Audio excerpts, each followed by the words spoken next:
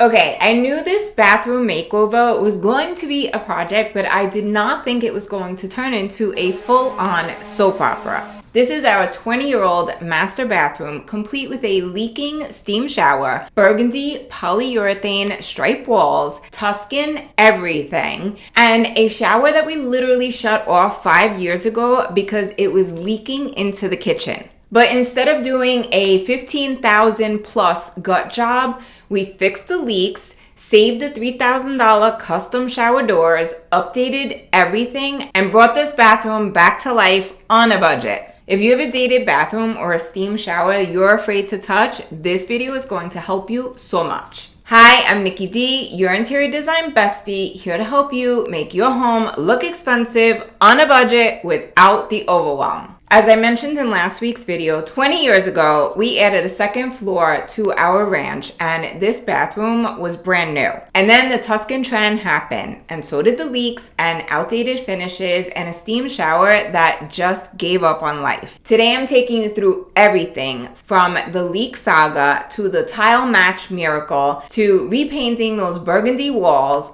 updating the lighting, refreshing the vanity, and styling the space so it actually feels modern and timeless. Let's get started. Phase 1, we had to decide what to save versus replace, and that involves smart planning. Before we spent a cent, we had to decide what's worth saving and what needs to go. Here are the things that we wanted to save. The custom steam shower doors that were almost $3,000 20 years ago, so I could only imagine how much they cost today. The shower tile walls, the vanity base, the countertop for now, and anything that was structurally fine but outdated. Things we needed to fix or replace were the cracked tile shower floor, the floor pitch, because steam showers need to have a slope or they'll leak if the water doesn't go down into the drain, the diverter valve system, the Tuscan burgundy stripe walls, and the outdated lighting and hardware. Now, a design tip before you gut anything, see what you can reuse. Shower doors and tile can be huge money savers if they're still in good shape, which was the case for us. Now let's talk about phase 2, which was the shower leak saga. 3 plumbers later, this is where the bathroom drama begins. Our steam shower had the old Delta Victorian collection jets, which are now discontinued, and had a leak behind the wall that dripped into the kitchen ceiling. Here's how the plumbing saga went.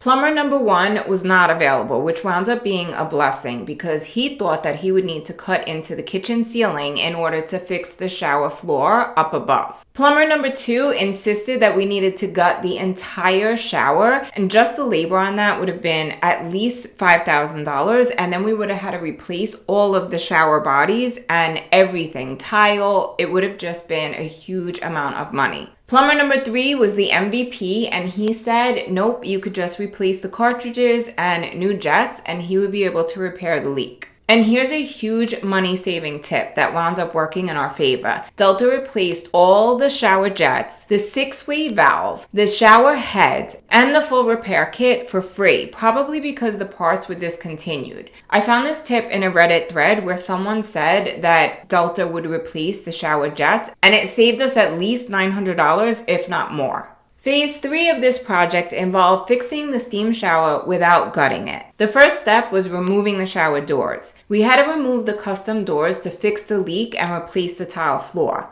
The quote to remove and reinstall them was $400 to remove and $900 to reinstall. The only way that was going to be the pricing is if the measurements were exactly the same, so we were not messing that up. The tile guys removed them carefully, saved us $400, and in the end were able to keep the opening within 1/4 of an inch. Step 2, they had to remove the old tile. The old 4-inch tile was cracked, flat, had no pitch, and was leaking. They removed the floor and the bottom row of wall tile. Step 3 was getting rid of the built-in seats. Originally, we were going to keep the seats and repolish them, but then we found out that they're a major hotspot for leaks in a steam shower. So we decided to get rid of them, and out they went. Step 4 was fixing the pitch and the new liner. The tile guys rebuilt the base, fixed the pitch, and prepped it with cement for the plumber to install a new liner. Step 5 was matching the tile and grout. This was a miracle moment.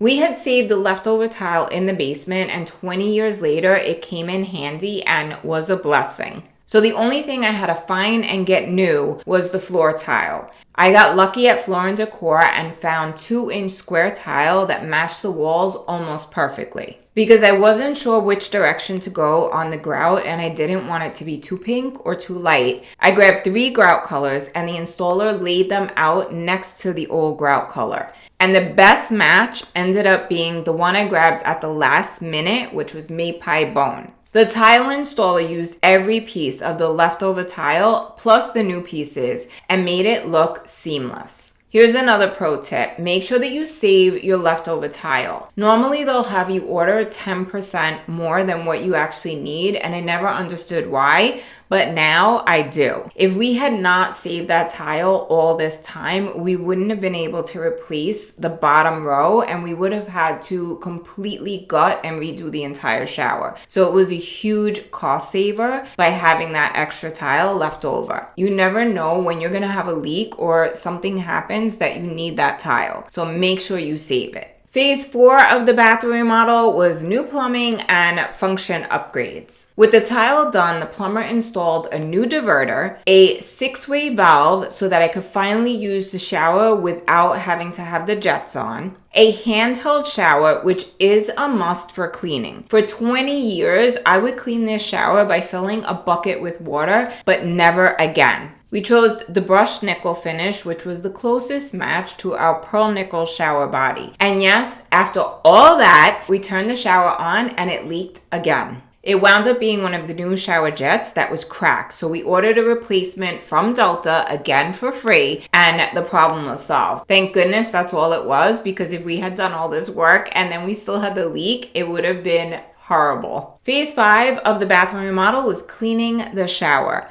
This was such a satisfying moment. Once everything was installed, I deep cleaned the entire shower with Shadazzle grout cleaner, and it came out better than I could have even imagined. With new U-channels installed, the glass doors looked brand new. This was the moment I realized we never needed that $15,000 gut job, just small repairs. Phase 6 of the project was going from burgundy stripes to simply white. Now let's talk about the Tuscan trend burgundy polyurethane stripe walls. The choice here was to either sand them down or skim coat. Skim coating would have required hiring somebody to do that job, which would have cost more money because I don't have the skills to skim coat the walls. So because I was doing it myself and wanted to save money, I decided to sand the stripes down to avoid seeing those edges through the paint. The painting plan was reuse paint that I already had. The color choice was Benjamin Moore Simply White, which is what I have in the main floor bathroom. I used Bath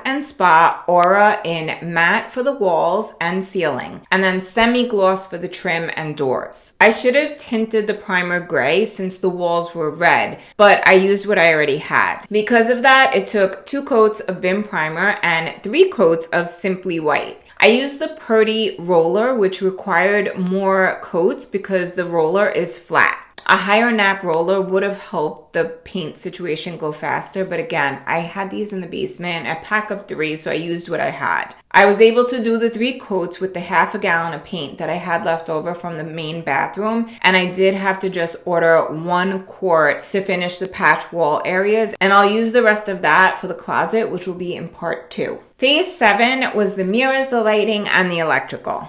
This is the part that made the bathroom feel the most updated. I found these organic shaped mirrors from Home Depot for $100 each. The problem that we ran into was the original sconce was not centered over the faucet. So I made a template with Trader Joe's paper bags and quickly realized that the mirror would cover the outlet. We had to either move the sconce or move the outlet. We chose moving the outlet over, which created a 3rd hole that we needed to patch later. The lighting updates that we made in this bathroom truly made such a big impact. I went with mixed metal sconces that tie the brass and brushed nickel that's in the bathroom together beautifully. To the ceiling, we added bubble flush mount ceiling lights that are a look for less of the visual comfort high-end version. The only problem we had with the bubble lights was that they were missing jump rings. But I went to Michael's, picked up a pack for $3, which avoided me having to buy a new light and then return the old one. The electrician moved the outlet over, but for some reason he installed it upside down. I tried to fix it myself and saw a spark, so I decided to wait for the electrician because I didn't want to start a fire. My husband tried installing the new outlets, which honestly I was actually impressed because he has never done anything in 30 years that we're in this house that involved handyman type stuff, but one of the outlets was faulty. So we wound up having to have the electrician come back who tested the outlets, found out that one wasn't working, replaced it with one of the older ones that we had, and now everything works perfect. Phase 8 is the Vanity Makeover, which saved us at least $1,000. The Vanity had a distressed Tuscan finish and it was time for an upgrade. The painting process for the Vanity was I first primed it with the bin 123, then I painted it with leftover Chantilly lace advanced cabinet paint. 4 coats later and it turned out beautiful. I probably could have stopped at 3 coats, but I did 4 because I want to be done with this and never have to go back to it. I installed new knobs that I showed you in the bedroom makeover and they updated the look and really gave it a more modern touch. Then I just rub and buffed the metal brackets so that it would tie back to the gold finish. My original thought on the countertop was I was going to refinish that with the paint technique I've seen online. But my husband likes the beige countertop and honestly I think it goes back to the gold finishes in the bathroom. But I'm still considering painting it with the marble look kit. If anyone has tried one of those marble look kits and have had success with it, leave a comment below and let me know everything. My sister actually used it on her kitchen counters when she was selling her house, but she doesn't have any experience of how it held up. Just don't tell my husband that I'm still considering it. My thought is we need to add a 4-inch backsplash, and if I paint the countertop, I could then paint the backsplash to match. If I don't paint the countertop, I have to find something that matches it to get that 4-inch backsplash. So that's why I'm still considering going the painted countertop route. Phase 9 is practical decor and organization. Now let's talk about the decor and organization that was added to this bathroom. I went to HomeGoods and bought everything that I thought might work in decorating the bathroom. Towel bars, hooks, art, and decor. I like to get all the options, then I ask my husband what he likes best and return whatever we don't use. He has a good eye when it comes to making decisions, and 34 years later, I trust his opinion and haven't been disappointed. I got lucky in HomeGoods and found a towel bar, toilet holder, hooks, and accessories that match the shower detail. But at Target, I found this toilet paper stand that has a spot for your phone. It requires no drilling, was $30, and my husband approved. So now I can return what I got at HomeGoods. My husband uses baby wipes and I hate the package. So I found this box that hides them perfectly. To add some contrast to the bathroom, I wound up adding black accents. I got this soap dispenser and candle at Whole Foods that has brown and black accents. These 2 pieces are what inspired me to add black accents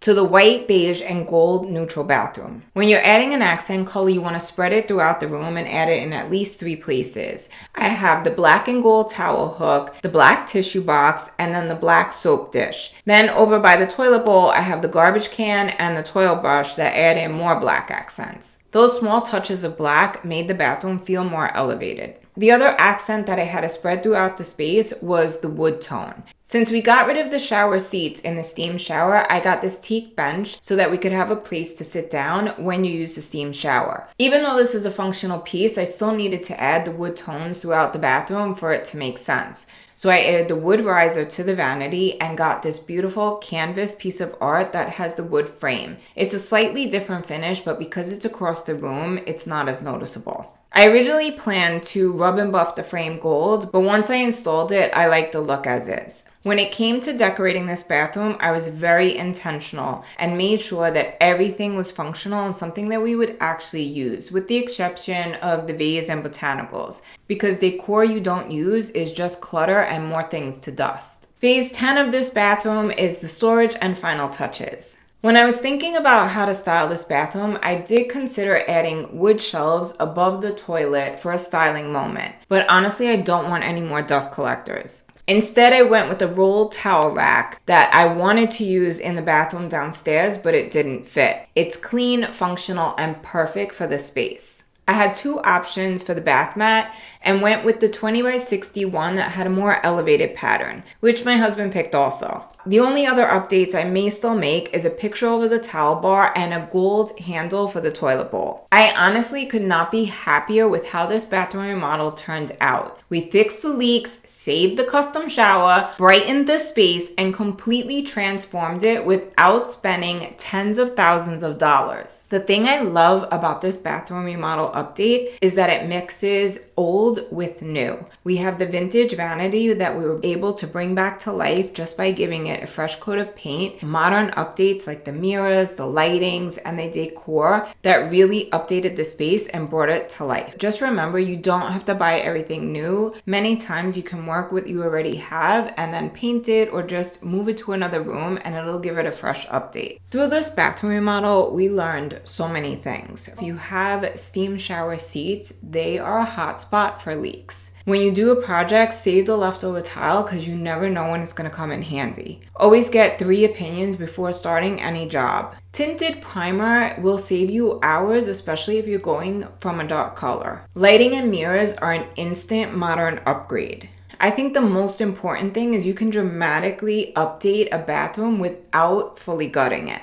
I mentioned this last week and I'm going to repeat it again. I am so grateful that it's only the burgundy walls that had to be repainted in this bathroom, because if it was during the color drenched trend, which is currently happening, and it was the walls, the ceiling, the doors, and the trim, it would have been so much more work and time to paint those walls. So really think about the trends that are happening and long term, how you want to live in your space. For me, this is our forever home, and what I'm finding now is that I just want everything to be white, bright, clean, and neutral. If I do any accents of color, it's going to be in the decor, in rugs, in accessories, things that I could change out much more easily, because I don't want to have to keep repainting and redoing the same things over and over. That's where I'm at in my design decorating journey. But for people who love color, you might want to have full-on color spaces. I'm just not there anymore. I've learned my lesson from following the trends in the past. I went so hardcore in the Tuscan trend 20 years ago, and now I'm about really finding my style and leaning into that as opposed to what I see online or everyone else is doing. It's so important that you find your style before you start decorating your home. That way you're not tracing the trends and doing what everyone else is doing. This is something that I teach in depth inside my course, Design a Home 101, linked below. If you enjoyed this video and found it helpful, please give it a like,